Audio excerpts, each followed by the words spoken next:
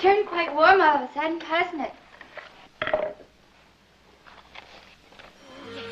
Do that voodoo that you do so well, for you do something to me that nobody else could do.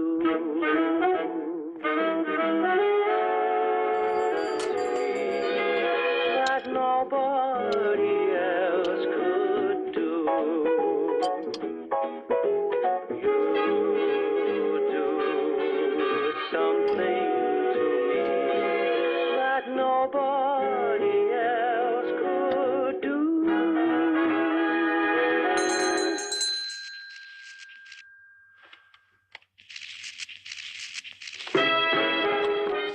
Not a great romancer, I know that you're bound to. Не могу себе позволить. Caviar. Икра. So that's what that Так looks like. вот она какая. I've often Всегда wondered. было интересно, как она выглядит.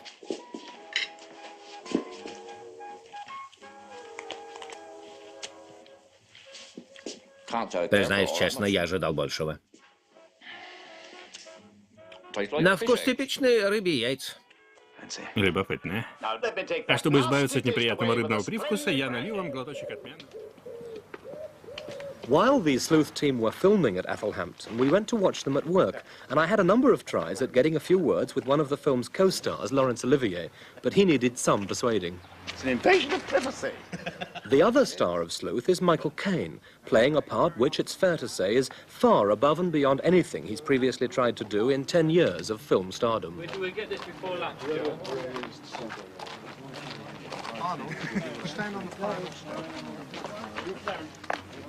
Together, Olivier and Caine form a screen partnership which those who've already seen the film in America say is electric. In terms of the sheer length of your part, has Sleuth been a very difficult film for you? Absolutely terrible. It's really very long. I didn't have time to learn it. I was terribly busy at the National, and I didn't have time to learn it before we started. And really, that's the only thing to do. What I'd love to have had time to do was to have taken it on a baby road tour or something, if they would allow me to, and played it for 4 weeks, and possibly with Michael. On the stage? Oh yes, it would have been marvelous. Made a little bit of dough. We'd have known all the thoughts then. We'd have known all the different colours. We'd have known the signals along the line. We'd have known why we did something, because something followed, and why to avoid doing something, because it would be obvious if we did it in such a way, because something else followed. You know, all sorts of things that concern an actor all the time. And it's been a great effort to learn it. I don't think I've let the production team down more than once or twice by just frankly not being able to learn it. My part is very hard, because very clever author Tony Shaffer, as he is, has written it as an author speaking in the way that an author would like to speak. And therefore that's not quite a very colloquial way of speaking. It's always rather, the mot juste is always just round the corner, and there's plenty of alliterative occasions which are always probably hard for the author to find in the first place. He's got to sort of find it. Therefore you've got to find it. It's not the word immediately springs to mind, however, those alliterative things are always difficult. But having Laurence Olivier playing Andrew Wyke must be fair competition for you. Is there a danger of being overshadowed by him? I think there's always a danger of being overshadowed. The thing is, I suppose you just rely on the lighting man and hope he can light shadows. It's not something you worry about, and especially in a two-man piece. There must eventually come a time when you get your own sort of turn, and then it's very nice to have someone like Lord Olivier off camera. Roy, have you got the glasses, or have I?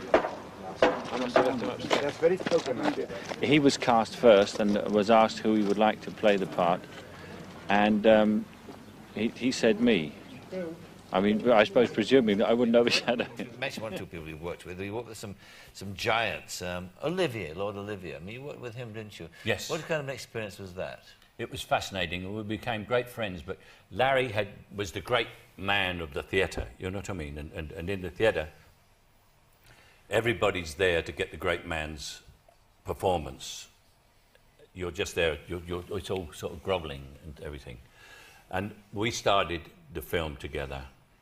And after about a week, he said, I thought, Michael, I had a servant in you. I see I have a partner.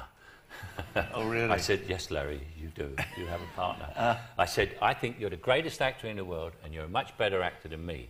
But you are going to have to go as hard as you can, because I am never going to let you off, and I'm never going to let you down.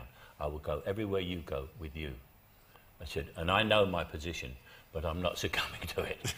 And we became tremendous friends, tremendous friends. I don't suppose there was much he could teach you, was there, in the sense, because... Not about the movies, because he was a stage actor. Exactly, that's precisely my point, because you're a screen actor and he wasn't that. He had some lovely stories. He told me once, when they dropped the atom bomb on Hiroshima, he said, he was working for Sam Goldwyn. And Sam Goldwyn didn't have a great command of the English language. And it was great headlines, an entire city wiped out by one bomb. And Sam called Larry up to the office, and he had this Los Angeles Times, you know, one bomb, Hiroshima, gone. And he said to Larry, Larry, that atom bomb is dynamite.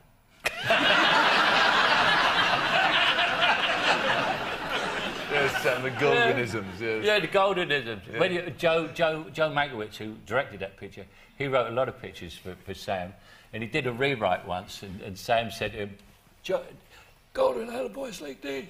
And he said, Joe, he said, it's great. He said, now the script has warmth and charmth.